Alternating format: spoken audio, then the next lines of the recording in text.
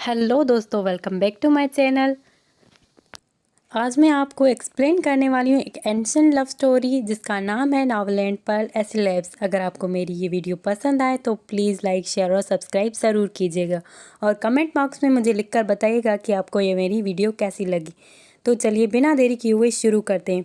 हमारे इस ड्रामा के फर्स्ट एपिसोड में हमारे इस ड्रामा की मेन हीरोइन को दिखाया जाता है जिसका नाम होता है हशी। हशी अपने फादर और कुछ लोगों के साथ पर्ल लेने के लिए आई होती है क्योंकि उनके गांव में बहुत ही ज़्यादा मुश्किल होती है। इस वजह से उन्हें पर्ल की ज़रूरत होती है। वो उसके फादर उसे रस्सी बांधकर मोती लेने के लिए उसे समंदर के नीचे भेजते हैं जहाँ पे वो जाके जलपरी से मिलती है। वहाँ का बहुत ही ज़्यादा खूबसूरत सा नज़ारा होता है और फिर वो जलपरी उसे लेकर बाहर आती है। जब वो जलपरी उसे लेकर बाहर आती है उसके फादर देखते हैं उसके हाथ में कोई मोती नहीं है। तभी वो लोग उसके फादर से बोलते हैं कि तुम उसके गला दबाओ, अगर जलपरी रोएगी तो फिर हमें मोती मिल जाएंगे। उसके फादर उसका गला दबाने लगते हैं जिस वजह से वो जलपरी रोने लगती है और उस जलपरी के रोते ही वहाँ पे मोती गिरने लगते हैं। गाँव वाले जाकर नीचे से मोती लेकर आते हैं लेकिन वहाँ पे बाढ़ आ जाती है और फिर सब लोग वहाँ पे डूबने लगते हैं। हशी भी वहाँ पे डूबने लगती है लेकिन उसका फादर उसे बचाकर नाव में बिठा लेता है, लेकिन फिर भी वो नाव जाके ज़मीन से पानी में लग जाती है। हशी जब पानी में डूबने लगती है वो अपने फादर के लिए बहुत ही ज़्यादा रोती है, लेकिन वो जलपरी उसे लेकर बाहर आ जाती है और उसे जब वो बाहर जलपरी छोड़ कर जाती है तभी उसके हाथों में एक चमकता हुआ निशान होता है। फिर हमें उसके गांव वाले को दिखाया जाता है जहाँ पे उसकी माम किसी ऐसे के साथ बहस कर रही होती है जो कि सिपाही होते हैं। वो उन्हें कहते हैं कि हमें मोती दे दो, लेकिन उनके पास कोई मोती नहीं होते। तभी वो उनसे कहती है कि मेरी बेटी और मेरा पति लेने के लिए गए हैं। तभी हशी वहाँ पे आ जाती है और वो उन्हें मोती देती है।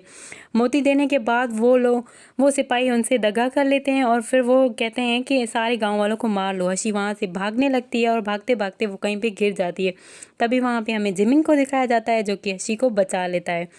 और फिर जिमिंग को जब हशी मारने वाली होती है तब उससे कहता है कि मैं तुम्हारी मदद करूँगा, क्या तुम मेरे साथ चलोगी? अगर तुम मेरे साथ रहोगी तो फिर तुम्हें लड़का बनना होगा, तुम लड़की नहीं बन सकती। तो हशी उसे कहती है अगर तुम मेरी माँ को बचा लो तो मैं बन जाऊँगी।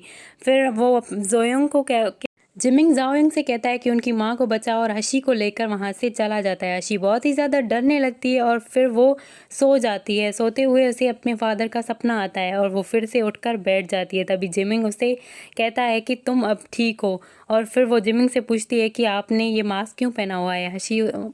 हशी जिमिंग को ये ऐसे देखती है तो फिर जिमिंग अपना मास्क उतार देता है और उसे बताता है कि तुम अब मेरे साथ सेफ हो, तुम यहाँ पे सो सकती हो। और वो उसे अपना नाम बताता है कि मेरा नाम फांग जिमिंग है।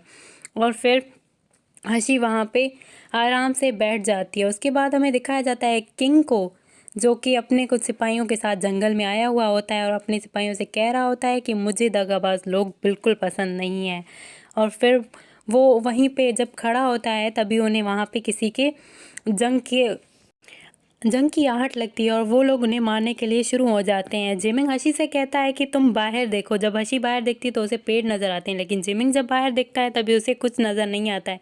और फिर जिमिंग समझ जाता है और फिर हशी को एक घोड़े पे अपने साथी के साथ बिठाकर खुद वहाँ से चला जाता है और फिर खुद जाकर उस किंग के साथ लड़ने लगता है। वहीं पर उसका मास्क उतर जाता है और फिर जिमिंग और किंग दोनों मिलकर साथ में लड़ाई करते हैं क्योंकि वो दोनों एक दूसरे के बहुत ही ज़्यादा अच्छे दोस्त भी होते हैं। हशी जब घोड़े पे बैठी हुई होती है तभी घोड़ा उसे वहाँ पर फाइटिंग वाली जगह पे लेकर आता है और फिर हशी भी वहाँ पे गिर जाती है जहाँ पे कि किंग उसे बचा लेता है।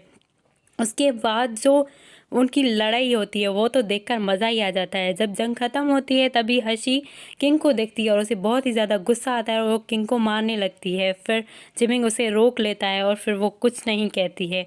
उसके बाद जिमिंग को लाया जाता है इलाज के लिए जियांगफिंग पैलेस। तभी हशी पूरी रात वहाँ बैठकर इंतज़ार करती है। जिमिंग जब उठता है तो वो उसे कहता है कि तुम यहाँ पे सेफ़ हो, मैं सीक्रेट फोर्स का कमांडर हूँ और मैं तुम्हारा हमेशा ख्याल रखूँगा। हशी उसे कहती है कि मैं जब बड़ी हो जाऊँगी तब आपको ज़रूर रिपे करूँगी, मैं आपका ये एहसान ज़रूर चुकाऊँगी और मैं आपकी हर बात मानूँगी। उसके बाद वो हशी को अपनी फ़ोर्स में शामिल कर लेता है और हशी उसके डिसिप्लिन में शामिल होकर उसे सलाम करती है, मास्टर मानती है और उसका बहुत ही अच्छे से कहना मानती है और वो सारी रिचुअल पूरी करती है जो कि वो उसे अपने मास्टर के लिए करनी चाहिए। उसके बाद हमें किंग को दिखाया जाता है जो कि अपने पैलेस में अपने सिपाहियों को हुक्म दे रहा होता है कि जाकर जासूस को ढूंढो जिसने की जंग की, और फिर वो लोग वहीं पे लग जाते हैं उस जासूस को ढूंढने के लिए जिसकी वजह से कि किंग पे हमला हुआ है। उसके बाद फिर हमें उसी को दिखा जिमिंग जोयोंग से कहता है कि आज से हशी तुम्हारा भाई है और आज से तुम दोनों साथ रहोगे और एक दूसरे का ख्याल रखोगे। फिर जोयोंग हशी से कहता है कि तुम कैसी और जियांगफिंग पैलेस में तुम्हारा कैसा चल रहा है, लेकिन हशी उसे कहती है कि मेरी माँ कैसी है। तो वो कहता है कि फिर से तुम अपनी माँ के बारे में पूछ रही हो। तभी वो उसे एक तोहफा देता है जो कि उसकी माँ ने उसे दिया होता है और उसे कहता है कि तुम्हारी माँ ने बोला था कि अच्छे से पढ़ना और अच्छे से रहना। तभी फिर हमें अगले सीन से जिमिंग हशी की ट्रेनिंग शुरू कर देता है। वो उसे लिखना सिखाता है, खेलना सिखाता है, पढ़ना सिखाता है और फाइटिंग भी सिखाता है। वो उसे हर चीज़ सिखाता है। और फिर वो दोनों जब प्रैक्टिस कर रहे होते हैं तभी हशी बहुत ही अच्छे से प्रैक्टिस कर रही होती है और जिमिंग उसे कहता है कि तुम्हें और मेहनत की ज़रूरत है। जब जिमिंग वहाँ से जाने लगता है तो हशी उससे कहती है कि मास्टर मैं आपका इंतज़ार करूँगी, आप जल्दी आ जाइएगा। तो जिमिंग उसे कहता है कि तुम जल्दी से सो जाना, मुझे आने में देर हो जाएगी, लेकिन वो फिर भी उसका इंतज़ार करती है और उसका इंतज़ार करते करते पेड़ पे सो जाती है। और तभी वहाँ पे जिमिंग आता है जो कि हशी को वहाँ से उठाता है और वो उसे कमरे में आराम करने के लिए कहता है। उसके अगले ही सीन में हमें दिखाया जाता है कि 10 साल बाद हशी बहुत ही ज़्यादा बड़ी हो गई है और वो जिमिंग का वहीं पे इंतज़ार कर रही होती है और प्रैक्टिस भी कर रही होती है। तभी जिमिंग वहाँ पे आता है जो कि बहुत ही ज़्यादा ज़ख्मी होता है और फिर वो हशी से कोई बात नहीं करता और कमरे में चला जाता है। हशी उसके पीछे पीछे कमरे में जाती है। जब वो वहाँ पे झांकने लगती है तो भी उसे पता चलता है कि उसके मास्टर को बहुत ही ज़्यादा चोट लगी हुई होती है। जिमिंग उसे कहता है कि तुम बाहर जाओ, लेकिन हशी फिर भी उसके कमरे में आ जाती है और उससे कहती है कि मास्टर मैं आपको दवाई लगा देती हूँ। और वो फिर जिमिंग को दवाई लगाने लगती है और उसका बहुत ही ज़्यादा अच्छे से ख्याल भी रखती है। हशी जिमिंग से कहती है कि मास्टर अब आप मुझे मौका दीजिए, मैं आपको निराश नहीं करूँगी। और फिर जिमिंग हशी की तरफ गुस्से से देखता है और उससे कहता है कि क्या तुम मेरे ऑर्डर मिलने तक वेट नहीं कर सकती। तो हशी उसे कहती है मास्टर अब आप कोई दूसरा एक्सक्यूज़ ढूंढ लो, क्योंकि आप इन सारे सालों में आपने यही कहा है। और फिर उसके बाद जिमिंग का असिस्टेंट वहाँ पे आता है जो कि दरवाज़ा नॉक करता है। जिमिंग उसे अंदर आने के लिए कहता है और वो उसके कान में कुछ बताता है जो कि हमें नहीं बताया जाता। उसके बाद हमें अगले ही सीन में दिखाया जाता है कि महल के बीच में जंग हो रही होती है और कुछ लोग मार रहे होते हैं सिपाहियों को। शायद यही बात हो जो कि जिमिंग को बताई जा रही हो। और फिर वो लोग अच्छे से लड़ते हैं और जीत भी जाते हैं। उसके बाद हमें दिखाया जाता है जोयोंग को और फिर हशी जो दोनों के खाने की टेबल पे बहुत ही ज़्यादा लड़ रहे होते हैं। तभी वहाँ पे जिमिंग आ जाता है जो कि उन्हें बच्चों की तरह लड़ते हुए देखकर उन्हें चुप करने के लिए कहता है और फिर वो तीनों बैठ जाते हैं खाना खाने के लिए। जब वो लोग बातें कर रहे होते हैं तो जिमिंग उन्हें कहता है कि खामोशी से खाना खाओ।